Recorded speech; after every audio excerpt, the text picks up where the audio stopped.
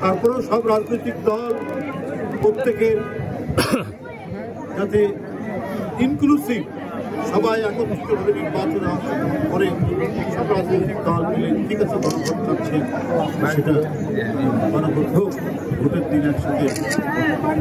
কিন্তু এটাও তো মানুষের কাছে প্রশ্ন থেকে যাবে যে গণভোটের মাধ্যমে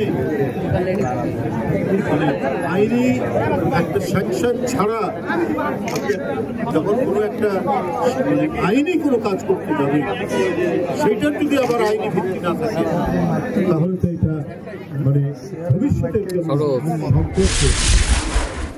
ডেঙ্গু এবং চিকনগুনিয়া মহামারীর আকারে বিস্তার করেছে। এটা প্রতিরোধ করার জন্য প্রথমেই তো সরকারের দায়িত্ব নেওয়া দরকার ছিল, রাজনৈতিক দরকার ছিল। মানুষ আহার চায়, মানুষ পেট ভরে খেতে চায়, অপক্ষে 3 বেলা না হলেও 2 বেলা তো খেতে চায়। মানুষ 5 দিন না খেয়ে থাকবে বাংলাদেশে, এইটি তো হতে পারে।